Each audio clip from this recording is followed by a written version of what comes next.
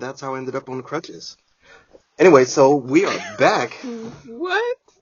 Welcome to Take Two with Aaron, Aaron, and Tiffany. Mm-hmm. So we are gathered here today. Oh, gosh. Oh, my gosh. All the puns intended. Ooh. We are gathered here today to do another podcast, and if I'm not mistaken, I think it's my go. I've lost count, babe.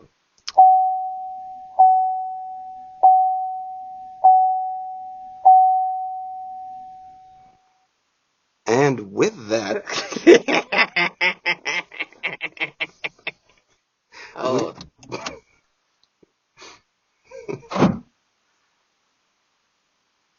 I don't understand. What? All right, just go ahead. Okay. And with that, brief technical difficulty. So I think it's my go to go over a topic today. I've actually got two, so I don't know how much time we have. Maybe we'll try to knock out 2 podcasts today. I don't know. Topic for discussion for today. You are a mom of a young man. Mm-hmm. I am a father of 2 young men. Mm-hmm. We're going to dig a little bit into raising children.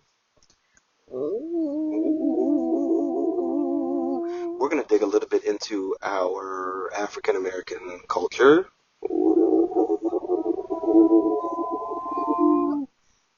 As y'all know, I have no idea what these topics are, so I'm like, What? What's going on? Okay, so here is the subject matter for today. Mm-hmm. In our community, in our day and age, and given I am from a biracial upbringing.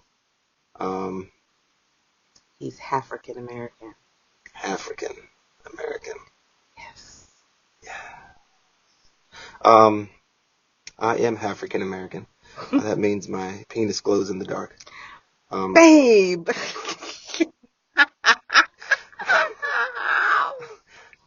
So oh my God. let's stick to the text. So, with that, do you feel in this day and age, in our community, raising young men of color, is there a way you can communicate your disappointment or communicate to your sons that you're not pleased with their behavior or something that they've done without them feeling like they've been painted in a corner, without them feeling like you're being too judgmental, without you feeling like you're, quote, trying to tell them what to do or you trying to run me? Or is that... I mean, well, at the age that our children are, we are telling them what to do because they're not old enough to make decisions on their own. So I'm not quite understanding. Do you mean, I feel like I understand what you're trying to say. With you saying, like, in this day and age, in the community, blah, blah, blah, because of current events. Are you saying how do we talk to them without them feeling like they already have a bad hand dealt to them because of how the community or the world views them? And so how do we talk to them or discipline them or whatever without them feeling like we're against them too? Is that kind of what you're trying to say? That's what I'm saying. Even if it's not from even if it's not from between you and Jalen, you've got young men who are cousins. Mm-hmm. You've got a brother. You've got many different examples that you can use. I think you're hitting the nail right on the head. I think a lot of times minority young men are seen as this young thug type of, not the artist, the actual young thug. And I think that's how they're portrayed on social media, how they're portrayed on, the news and newspapers and whatever the case. Given that, give me your input on how you, because even though we aren't at that stage yet, we are headed in that direction very shortly. Give me your input. Part two of that question is for the response that so many young men would have that, oh, you're just trying to run me. You're just trying to tell me what to do. X, Y, and Z. Do you feel that's a cop out, or do you feel that's like a legit? Well, here's my thing. Hit me. So it's interesting that you bring this up because when it comes to this conversation in the community and in the world in general, right, I tend to stay away from it. And for a few reasons. Go. One, I don't want to say I feel like that doesn't apply to me, but in so many words, I feel that that doesn't apply to me. Apply to you. And I don't know if that's because of my background, ethnicity-wise. Right. But I don't experience a lot of the things that other people experience. So I feel like I don't have that same understanding. Okay.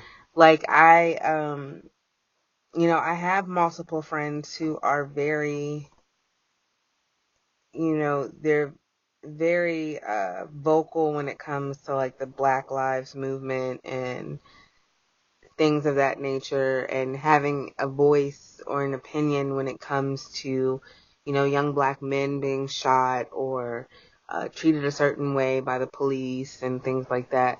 Right. And it's not that I don't have sympathy, because of course I do. Like, I don't feel like anybody's life should be cut short tragically like that. But I think because my upbringing was a little different, I don't have that same understanding that some of my other friends do, who might not have the same background, sure, ethnicity-wise as me. So I don't,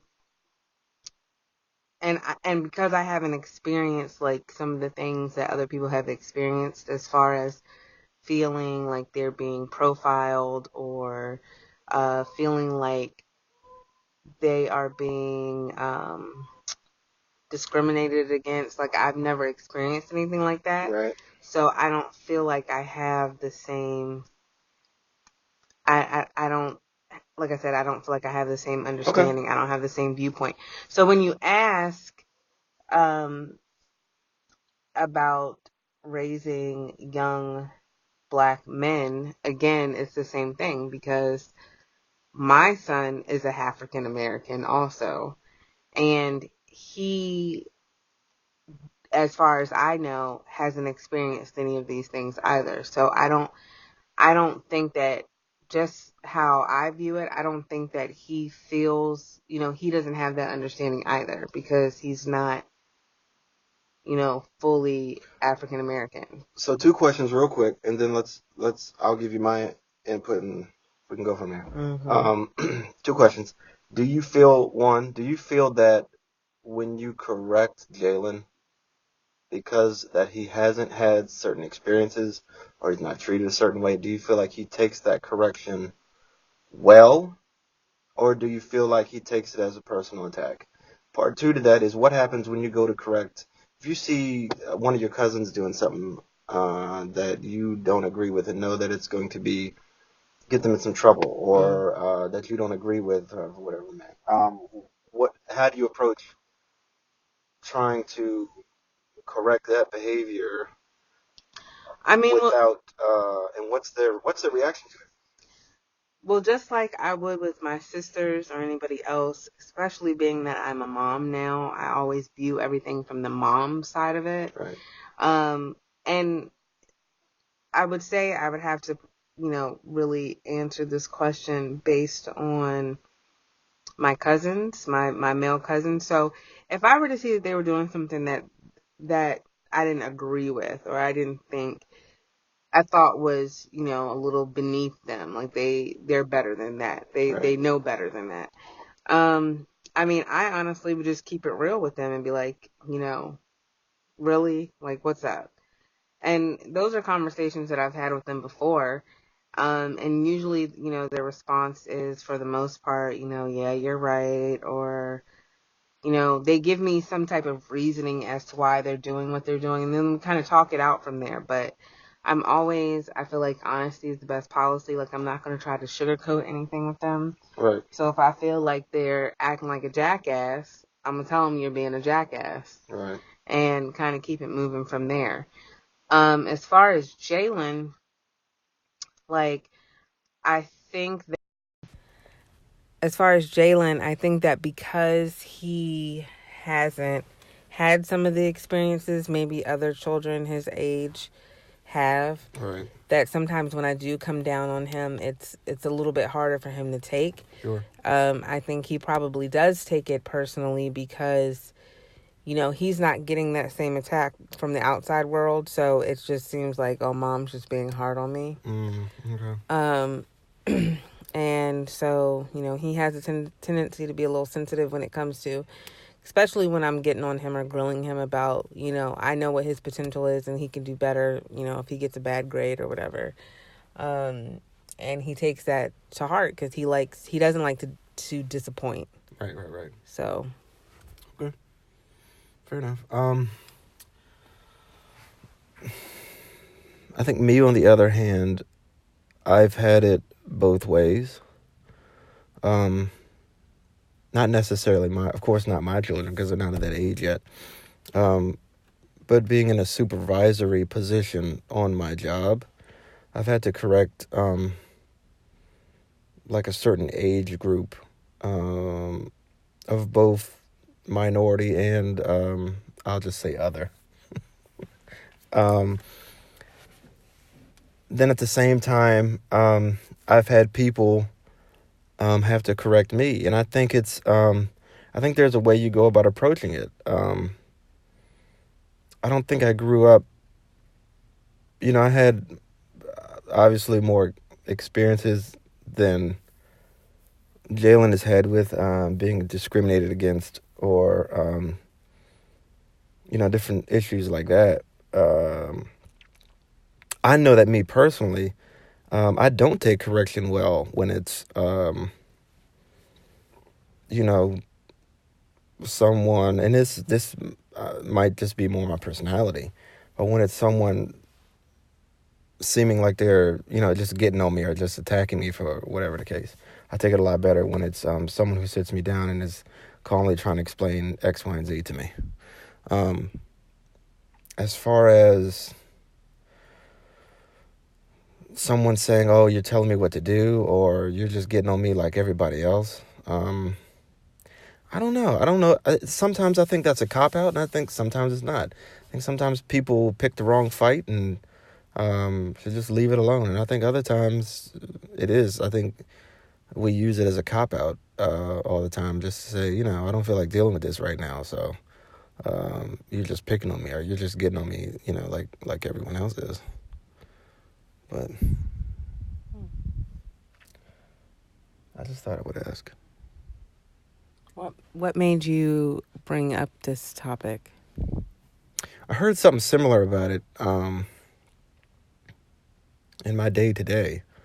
And I was like, oh, I wonder if I could, kind of turn this to how, what me and you are going to go through as far as, raising children and especially teenage boys who are minorities. And granted, we won't, Jalen won't always live in the area he's in now. My kids won't always live in the area they're in now.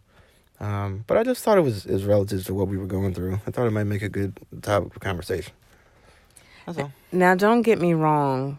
I've said that I haven't experienced some things that my friends have experienced, and I may not have that same understanding, but do not get it twisted. I cannot stand an ignorant Caucasian person. Majority. And I cannot stand when they, put all black people in one category, or they think that all black people or black men specifically are thugs or we're in gangs or we all live in the hood. That does, rub me the wrong way. So it is at that moment where I feel like I need to say something kind of Black Lives Matter-esque. But again, I try to stay away from that. I try to stay, especially on social media, I try to stay away from religion. I try to stay away from politics. I try to stay away from anything of that nature because everybody is entitled to their own opinions about whatever. And, you're going to have friends who don't agree with you in those areas. And I just rather not have that be an argument of negativity in my life. And I just would rather keep those opinions to myself and just not even bring them up. Sometimes the juice isn't worth the squeeze. There we go with another metaphor, ladies and gentlemen. Another metaphor. That's it. So I did want to give that disclaimer. Do not get it wrong. I do not and cannot stand. I don't have the patience for an ignorant, racist person. But got you, baby. That is just me. Amen. Anything else? No, I'll save it for next time. Well, ladies and gentlemen, that was interesting. I had no idea that that's where we were going tonight, but it's always good to be different, think outside the box, and for once we got off sex and relationships and we talked about something real. Way to go, baby. Isn't sex and relationships real? It is very real, but when you when you have a podcast that's majority about relationships and sex and things with your partner and all that great stuff, it's good to switch it up a little bit. Absolutely. Every now and then. So that's take 2 for today, and we'll see you guys on the next episode. Anything else you need to say? Bye-bye. Say bye, babe. Bye, babe.